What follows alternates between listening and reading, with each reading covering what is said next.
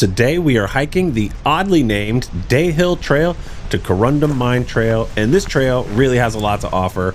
It's loud in the best way, and from the start you're walking just feet from Lake Superior, waves crashing, wind gusting, some of the most epic beaches on the North Shore, and it only gets better. You're going to pass panoramic views of Split Rock Lighthouse, hike along cliffs, wind through quiet woods and breezy meadows, and at the end you get the ruins of an old mine.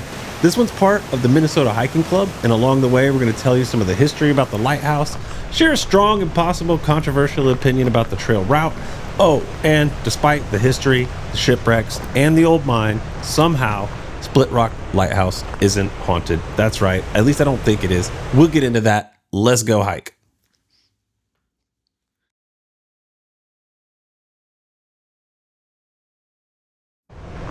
Before we get into the trail stats and the history, one thing that is so cool about this hike and about this state park is also a beach. So if you wanted to just come and relax, this is literally feet from the parking lot, and this is one of many beaches. Everywhere you see, all the way to the right, is more beach, and then around that corner, even more beach that has views of the lighthouse. So what you're seeing here is just a tiny sampling of tons of just beautiful beaches. Oh, and campsites that are right on the shore. So this state park is an amazing state park, even if you're not doing the hiking club trail. All right, let's get back into the hike.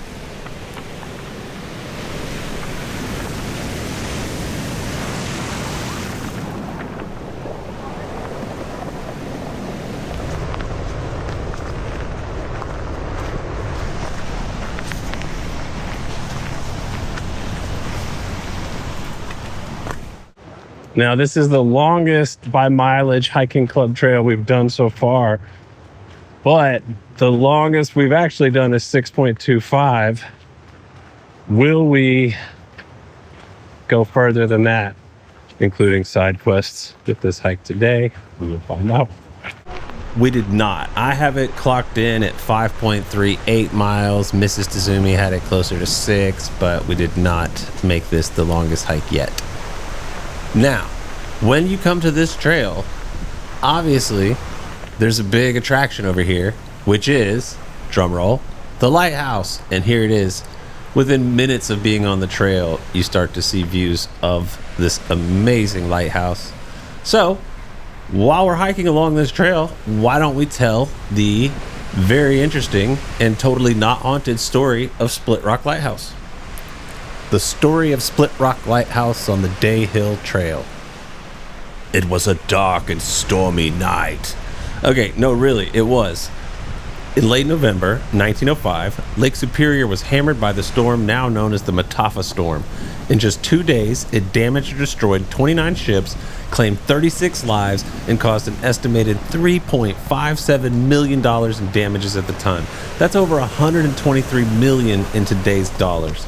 One of the worst hit ships was the freighter Mataafa, which is what the storm was named after.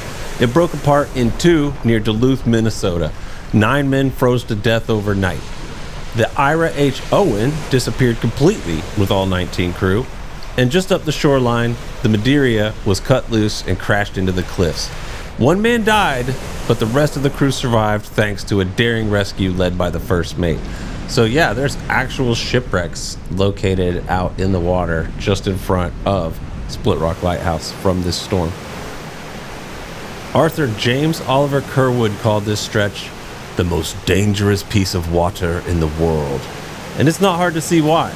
Less than 5 years later, Split Rock Lighthouse was built, rising out of the cliffs as a direct answer to the storm that changed everything. Quick mention, there's a spot on this beach where there's a point and the waves crash into each other. So on really windy days, it's super cool.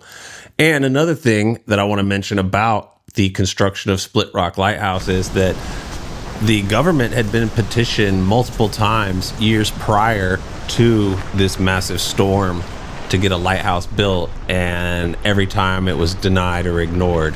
Would it have prevented the tragedy? Honestly, I don't think so. This storm was coming no matter what, but there was a chance to build this lighthouse before 1910. All right, let's get back into the story. So the damage and the loss of lives from the storm prompted action.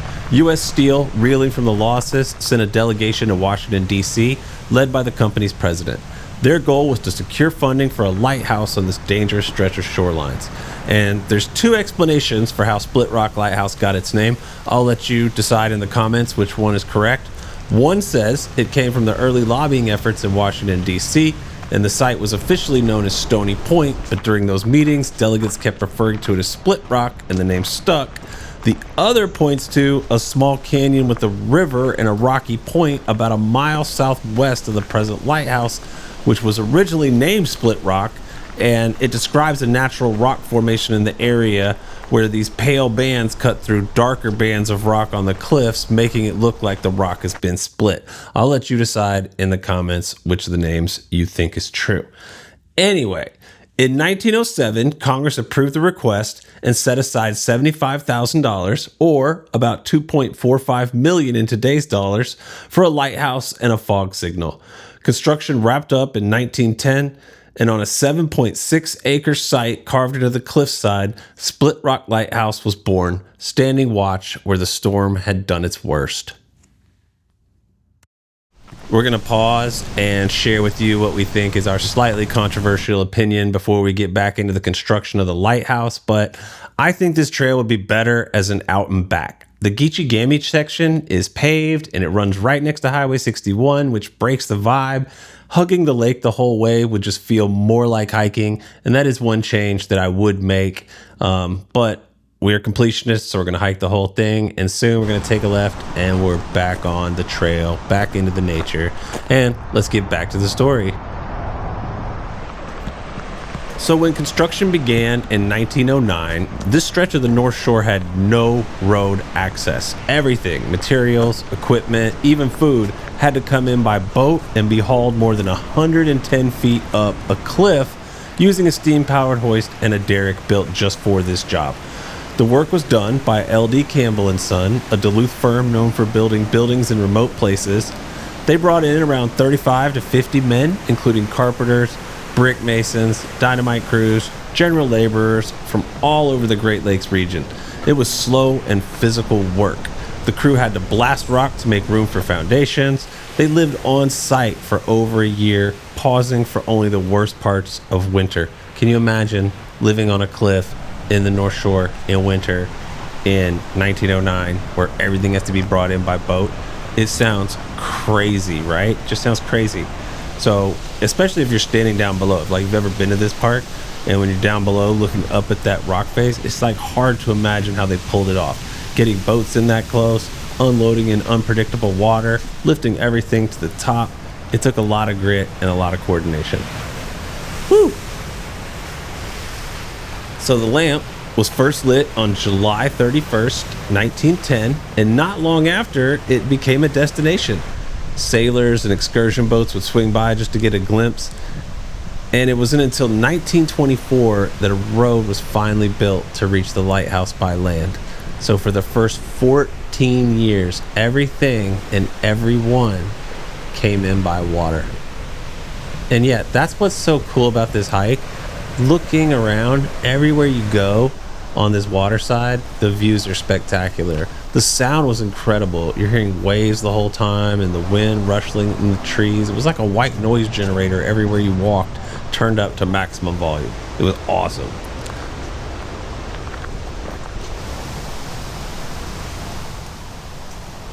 And before we finish the history of how much of an impact the road had on the lighthouse, you'll notice that this trail has two names, so we have a little side quest coming up.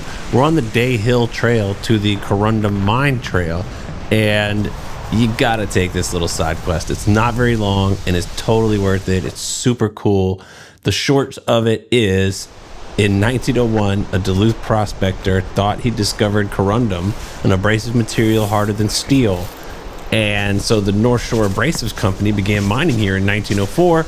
Turns out the rock was actually a northosite, a much softer mineral, and so they abandoned operation by 1908. That's not the point. The point is the view.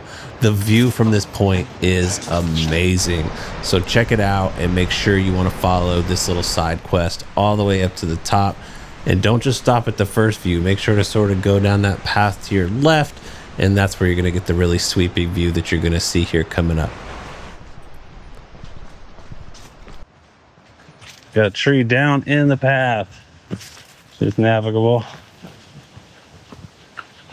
So we're going like up. Cool. Went back on the path. You know, like this is the mine. There's a separate one for the rocks. That makes sense. Yes. Looks like a rock eater. See, it's actually chewing a rock right there. Very tasty.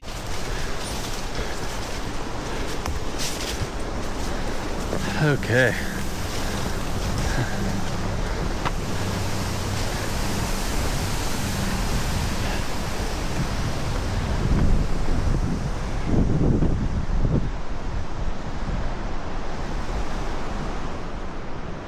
All right, you might think that this is the view, and it is, but it also isn't. Look to the left, follow this path to the left, and you're gonna find the full view. And trust me, it is so worth it. It's exactly what makes this side quest worth it. So I'm just gonna let the view speak for itself. And here it is on a beautiful, sunny, windy day on Lake Superior.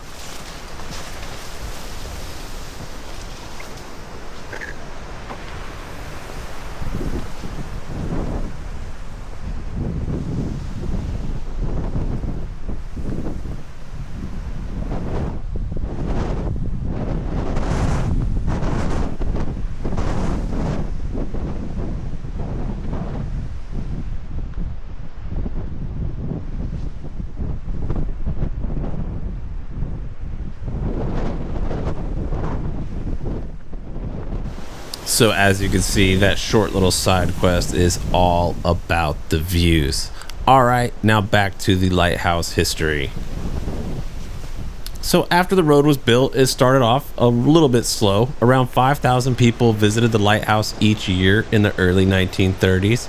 But by 1938, keeper Franklin Covell estimated nearly 100,000 visitors to the site. This gave Split Rock Lighthouse 5 times as many visitors as any other station in the service.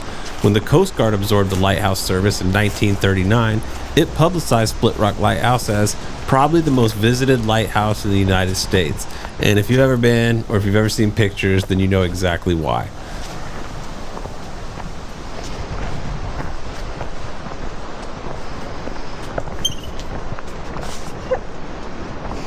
We did not mean to startle. I know, you startled me, little birdie. As navigation technology advanced, the need for traditional lighthouses began to fade. Tools like LORAN, radar, and eventually GPS made it easier for ships to find their way without relying on a beam of light from the shore. By the late 1960s, the role of lighthouses had shifted from essential to symbolic. Split Rock Light Station was officially closed in 1969. Today, only 5 staffed light stations remain in the entire United States. The rest, like Split Rock, have either been automated or decommissioned altogether. But this isn't where the story ends, and it's not a sad one either. Split Rock Lighthouse never fell into disrepair. It wasn't abandoned or left for the forest to reclaim. In 1971, the state of Minnesota took over ownership of the site. A few years later, in 1976, it handed over stewardship to the Minnesota Historical Society, which continues to preserve and care for the 25-acre historic site. Today, the lighthouse has been restored to how it looked in the early 1920s, back to when it was only accessible by water. Thousands of visitors come each year to explore the grounds, walk through the keeper's quarters, and take in the view that once guided ships to safety. In 2011, Split Rock Lighthouse Station was designated a National Historic Landmark. And while it no longer serves as a working navigational aid, it hasn't gone dark entirely. Every year, on November 10th, the beacon is lit to honor the crew of the SS Edmund Fitzgerald and all the other vessels lost on the Great Lakes. Split Rock may be retired, but she still stands watch. These must be our 100 stairs.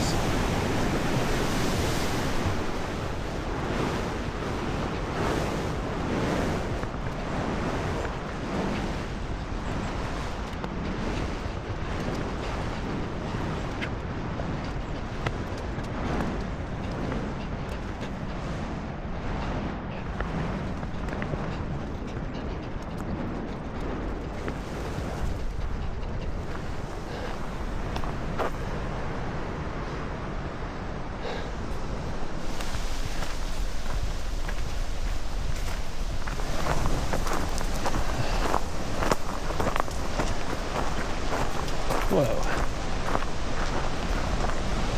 This is definitely like a fairy quest or a Zelda quest or something. These trees just pop out, you know what I mean? All right, thanks everybody for watching. Don't forget to like, comment, and subscribe.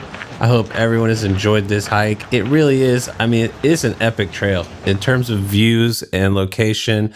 This one's very unique and it's hard to beat. Definitely want to get out there and enjoy the beaches, get out there and enjoy the woods, and we'll see everybody outside. Thanks for watching, y'all. Bye-bye.